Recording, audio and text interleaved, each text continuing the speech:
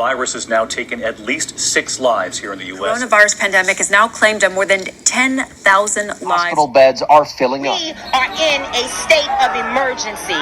Black people are dying. Protesters and police are clashing there. The National Guard is on alert, and the city is under a mandatory curfew after a grand jury decided not to indict 3 police officers in the shooting death of Breonna Taylor. White supremacists and white Proud Boys, stand back and stand by. 200,000 people in the U.S. have now been killed by the virus. Wildfires are scorching the West Coast, leaving behind a path of death and destruction. I'm very proud of the job we did to keep the death down to an absolute minimum, the least it could have happened. Deaths in the U.S. hitting 230,556.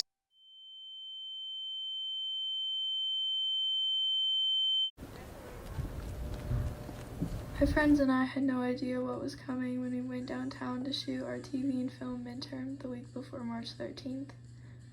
We had no idea that these were going to be our final memories in the world as we knew it. No idea that soon we wouldn't be allowed to hug or hold hands. No idea that 6 feet apart in a cloth to cover our smiles would become a societal norm. All we knew was that we had just found people we loved to be around. March 18th, 2020. I'm scared for the new life we are entering.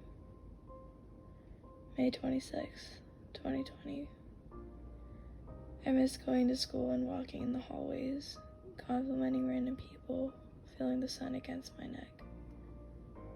June 9th, 2020. If someone told me a year ago that human contact would be illegal, I would have never believed them. Whenever my family and I don't see people for a couple of weeks, I spend a lot of time creating, whether that be collaging, painting, video journaling. Creativity is definitely an outlet that can help you process your emotions, and I try to do it as much as possible.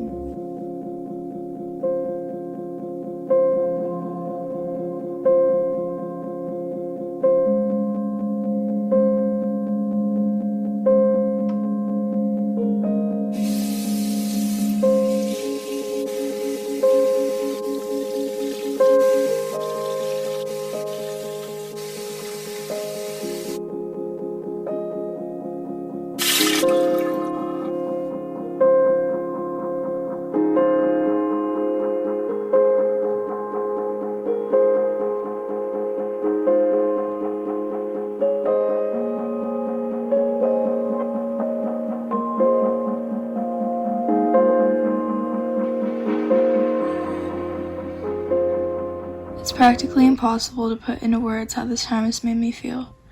It's been a whirlwind of human emotions on steroids. In the world, chaos has coexisted with peace, hate with love, community with division, fear with hope, screams with laughter, death with life. Sometimes we get so trapped in our own heads, or trapped in the feeling of the terrors that surround us, that we miss the blue skies that await us just outside of our windows.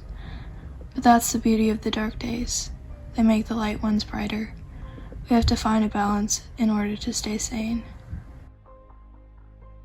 2020 has been the year of extreme change. We went from seeing hundreds of people each day to no one at all. Not a single person in the world didn't have their life flipped upside down.